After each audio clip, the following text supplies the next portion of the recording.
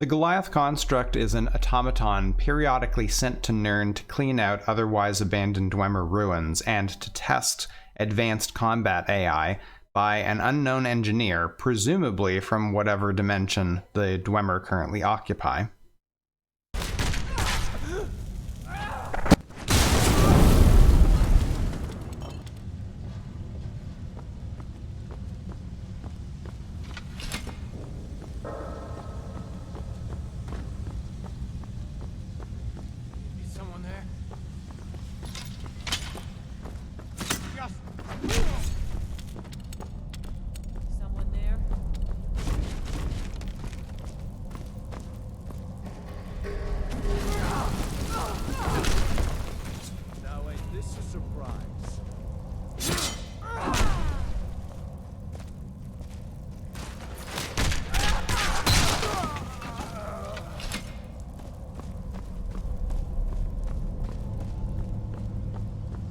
Thanks to dynamic magicka and stamina growth mod, I ended up being able to put all of my points into health and still ended up with 285 magicka, 617 health, and 640 stamina.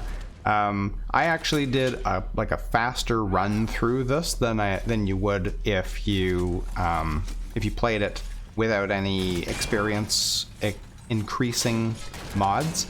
So you probably will end up with substantially more stamina than that, and possibly more magicka, depending on what abilities you use. If they drain magicka, and that applies to the dynamic magicka growth.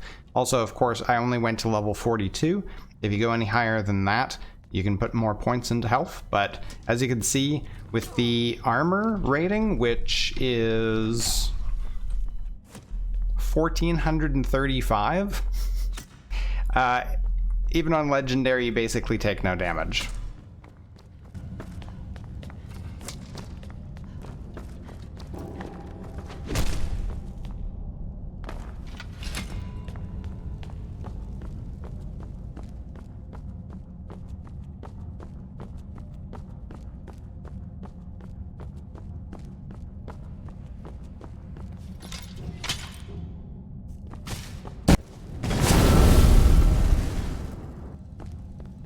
I'm not sure exactly how, but the mod combination I have allowed me to get a glitch where I got the ethereal crown could hold 3 standing stones at once.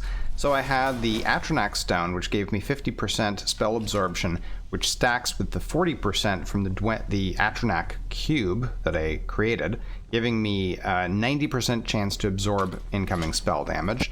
I also had the Lady, which gave me 25% health regeneration and 85% stamina regen, and the Lord Stone with 100 points of damage resistance and 20% magic resistance, which also stacks with the Atronach cube, giving me 55% magic resistance on the 10% of magic that makes it through the absorption.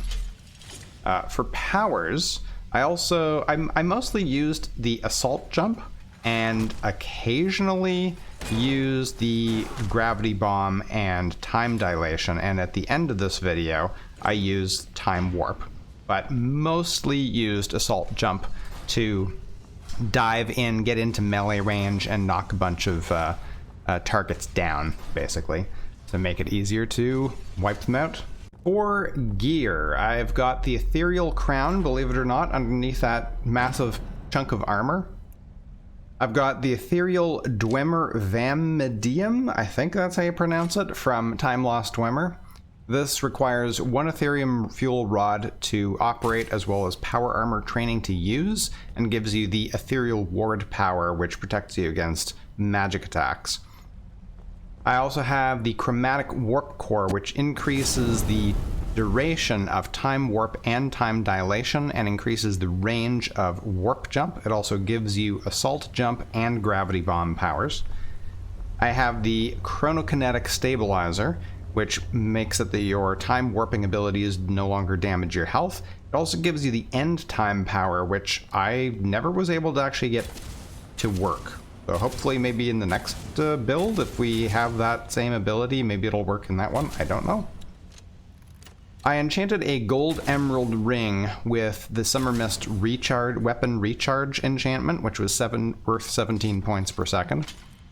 I also used the enchantment that increases your health by 1/4 of your stamina, and your stamina by 1/4 of your health, to increase both of those attributes. Then I enchanted a gold ruby necklace with a 3% chance, I think that's called Windfall? 3% chance per second to restore 116 points of health, magicka, and stamina, and also absorbs magicka based on level from enemies within 18 feet. Really nice. I've got the Null Core. It grants the Attenuate and Null Lance powers. It didn't end up using the Null Lance because I was focused on using the Warhammer, but allows you to severely weaken enemy spellcasters by damaging both their magicka and their magicka regen rates. I also have the temporal reversal module. When equipped, your module will activate and automatically reverse time when your health reaches 25%. Unfortunately, that does not apply when you are taking damage from one of your other Dwemer abilities. So if you don't have the chronokinetic stabilizer, some of your time warp abilities could kill you, and this won't actually save you. So, but I had this as a backup just in case I took damage, but I mean, I was playing on Legendary and nothing basically could touch me. So I never actually got down to the point. I had to actually test this out. I just had to stand there and let them wail on me until eventually I got down to 25%, and it worked just fine. It also briefly slows time, which is super nice. I got the Tesseract Cube, which gives you unlimited storage space. The Time Lost Dwarven Atronach Cube. This one gives you 40% chance to entirely absorb spell damage. You also resist 35% of spell damage and gain 100 magicka. Your Atronach Cube also absorbs ambient magicka, allowing your magicka to replenish 200% faster. And finally, I got the Wisp Yagrum, which is from the Wisps mod, not the Time Lost mod. That gives me light and also fire resistance of 10%. For my weapons, I have the Dwarven Ethereal Warhammer, which is the two-handed. It is smithed up to legendary, doing 215 points of damage. The armor, or the enchantments are armor reduction by 301 points for 11 seconds. 11% chance on strike to release your currently selected power, and it delivers a 33-point static shock damage with a 10% chance of 5 times more damage. That is quite a weapon. I also have the Dwarven Auto Ballista, which holds 30 bolts per magazine. You can hold down trigger for continuous fire and release to reload. I didn't use that nearly as much as the Manuscorpio Dwarven crossbow. This is a semi-automatic Dwarven heavy crossbow that holds 8 bolts per magazine, and it ignores 100% of enemy armor. You fire 1 bolt per trigger pull. It also does more damage, so it has smithed up to legendary, does 121 points of damage, while the auto ballista does 48. Of course, the auto ballista shoots a lot more ammo. I also had just a bunch of regular Dwarven bolts, and also had the advanced exploding Dwarven bolt of shock, which does 25 points of damage and half that to magicka, and also knocks most living targets to the ground.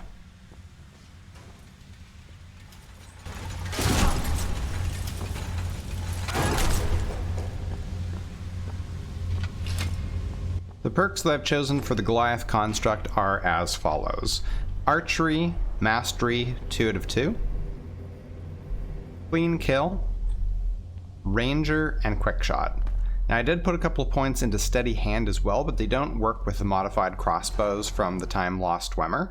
So I'd suggest moving those perks maybe over into Long Shot for extra damage at range. For enchanting, we've got Mastery 2/2, Soul Siphon, Thunderstruck, Gem Dust, Regalia, Attunement, Twin Enchantment, Arcane Nexus, and Miracle. I used Miracle to create my epic Warhammer. For heavy armor, we've got just about everything.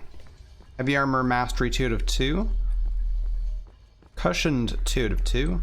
On the right-ish side, we've got Heavy Armor Fit, Face of Death, Defiance, Revel in Battle, Bedrock, Never Kneel, Out of the Inferno, and Immortal. On the other side, we've got Battle Weary, Born to Fight, Break Upon Me, if it'll allow me to actually go to the right thing, Reap the Whirlwind, Sovereign, and Face of the Mountain. In two-handed, we've got Mastery 2/2. Right up the middle, we've got Crushing Blows 1/3. I didn't go higher than this because my Warhammer already bypasses armor. Batter 2/2, Avalanche, The Pendulum, Grand Slam, Deadfall, and Slayer of 1,000 Suns. On the right side, we've got Furious Strength, Ramming Speed, Massacre, Bear Hide, and Enter the Arena. And on the left side, Trained Fighter and Death or Glory. Finally, for smithing, we've got Mastery 2/2, Merrick Smithing 2/2, Mage Crafter 4/4, Advanced Workshop, Smithing Specialization, and Iron Lore.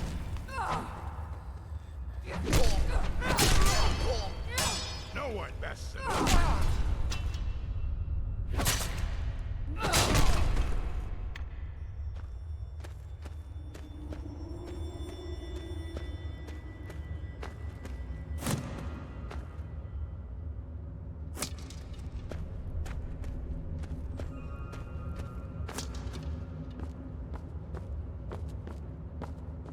Never should have come here.